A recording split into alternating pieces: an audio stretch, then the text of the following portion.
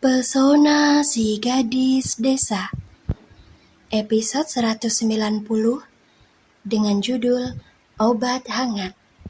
Selamat mendengarkan. Setelah menerima telepon dari Vedo, Abigail langsung terpikir untuk menghubungi Andero. Dia tidak boleh menggampangkan masalah ini begitu saja, karena bagaimanapun hal ini bisa membahayakan kebahagiaan putranya bersama Luri. Bu, ada apa? Tanya Kayo sambil menatap penuh penasaran ke arah sang ibu yang terlihat tidak tenang. Dia baru saja selesai mandi dan bergegas turun ke bawah untuk membantu menyiapkan makan malam. Kakakmu baru saja menelpon ibu. Dia bilang perasaannya tiba-tiba menjadi tidak nyaman setelah wajah Kanita muncul di pikirannya. Kakakmu khawatir kalau ini adalah pertanda buruk, jawab Abigail. What? Kanita lagi? Kayo memutar bola matanya jengah begitu mendengar nama wanita yang gemar mengusik ketenangan keluarganya. Setelah itu Kayo berjalan menghampiri sang ibu, kemudian memeluknya dengan sayang. Ibu jangan khawatir, masalah ini biar aku saja yang membereskan. Sepertinya Kanita memang perlu diberi obat hangat supaya berhenti mengusik hidup Kak Vedo dan Luri. Aku benar-benar sudah sangat gerah melihat tingkahnya, Bu. Kai, jangan marah-marah dulu. Belum tentu juga Kanita akan kembali mengganggu hubungan kakakmu dengan Luri. Tadi itu kakakmu menelpon karena tidak sengaja teringat padanya, dan dia merasa khawatir. Begitu, sahut Abigail menenangkan kemarahan Kayo dengan cara mengelus rambutnya. Dia paham betul seperti apa perangai putrinya ini. Sekarang biarkan ibu menghubungi Andero dulu ya, untuk memastikan apakah dia akan mengkhianati perkataannya waktu itu atau tidak. Untuk jaga-jaga saja, semisal apa yang dikhawatirkan oleh kakakmu menjadi kenyataan. Walaupun firasat itu belum tentu benar, tidak ada salahnya bukan kalau kita waspada pada setiap kemungkinan yang bisa terjadi? Benar tidak?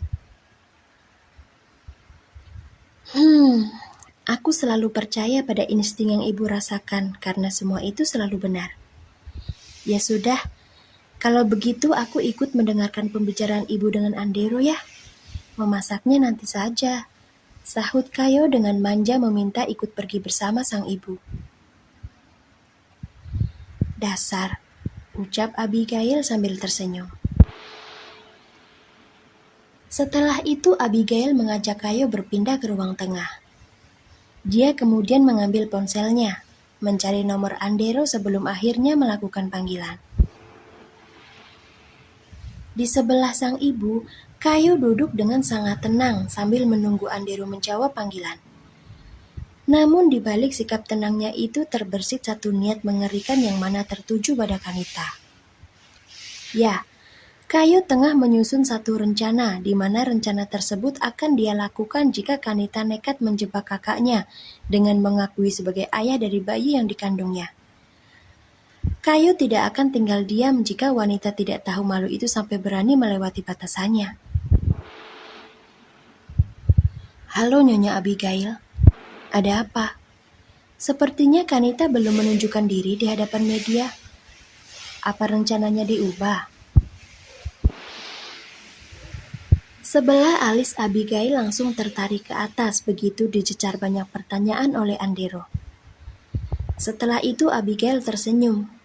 Senyum yang sangat tipis di mana mampu membuat orang yang melihatnya merinding ketakutan.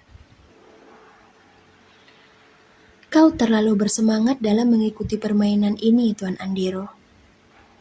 Tenang saja, rencana kita masih sama seperti yang di awal aku katakan.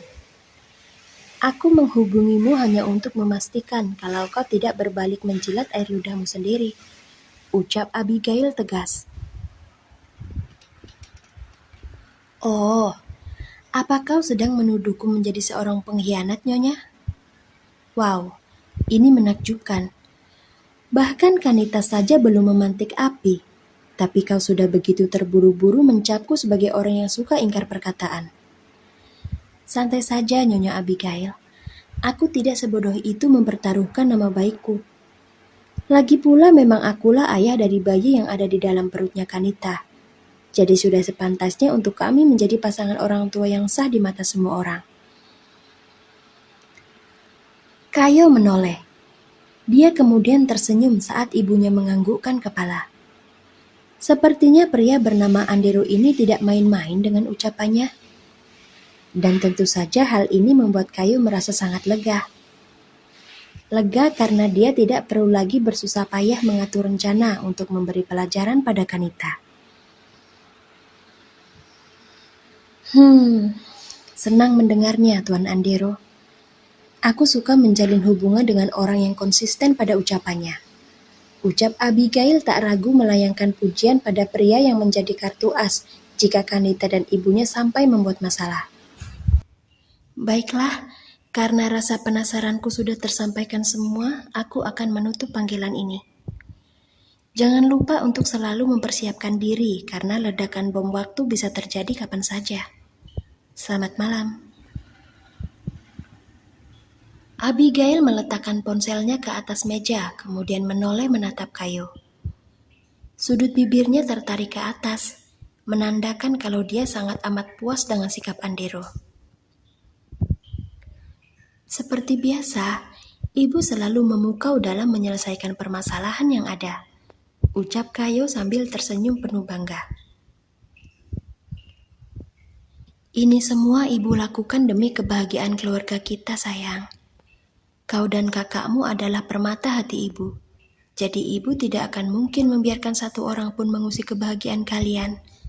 Sahut Abigail sambil membelai puncak kepala Kayo. Ibu rasa semua orang tua yang ada di dunia ini akan melakukan hal yang sama untuk melindungi anak-anak mereka. Dan ibu adalah salah satunya. Ibu yang mengandung kalian, melahirkan kalian, juga mendidik dan membesarkan kalian berdua sampai saat ini. Jadi sangat tidak mungkin kalau ibu hanya akan diam saja ketika kebahagiaan permata hati ibu ada yang mengusik. Ibu tidak rela. Kayo langsung memeluk ibunya dengan sangat erat. Dia merasa sangat amat terharu mendengar kata-kata tersebut. Memang benar, Kayo yang merasakan sendiri betapa ibunya ini sangat amat memperjuangkan kebahagiaannya dan juga kebahagiaan kakaknya. Karena wanita yang kini tengah dipeluknya adalah sosok pahlawan berhati malaikat yang tidak ada tandingannya di dunia ini. Kai, mau sampai kapan kamu meluk ibu? Tanya Abigail gemas ketika pelukan putrinya malah bertambah semakin erat. Sampai kapanpun aku tidak akan pernah melepaskan pelukan ini dari tubuh ibu, jawab Kayo sambil mendongakkan wajah. Ibu adalah segalanya untukku, dan pelukan ini adalah tempat ternyaman yang aku miliki. Jadi jangan harap aku akan bersedia untuk melepaskannya ya.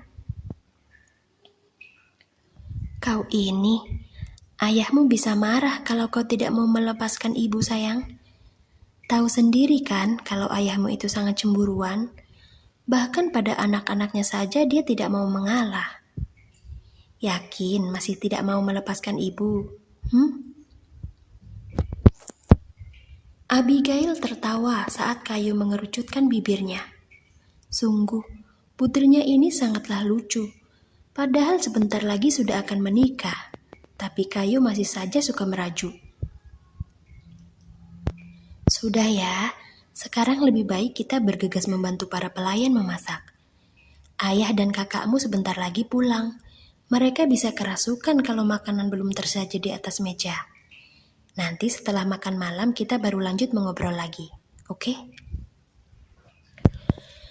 Hei, padahal sekarang ayah dan Kak Vedo sedang tidak ada di sini. Tapi kenapa mereka bisa mengganggu kebersamaan kita sih, Bu? Kalau kedua biang kerok itu sudah pulang, kita pasti tidak akan mempunyai waktu lagi untuk mengobrol seperti sekarang. Apalagi ayah. Dia pasti akan menguasai ibu seorang diri. Gerutu Kayo mengeluhkan sikap serakah ayahnya. Mau bagaimana lagi, Kai? Biarpun sikap ayahmu seperti itu, dia tetaplah sangat menyayangimu dan juga kakakmu. dengarkan ibu baik-baik. Nanti setelah kau menjadi istrinya Jackson, kau pasti akan merasakan seperti apa bahagianya dicintai oleh lelaki yang tepat. Ibu yakin kalau Jackson akan sama posesifnya seperti ayahmu. Percaya itu. Hibur Abigail kemudian bangkit berdiri. Dia lalu mengulurkan tangan, tersenyum saat putrinya terlihat enggan untuk berdiri. Ayolah, bantu ibu memasak di dapur.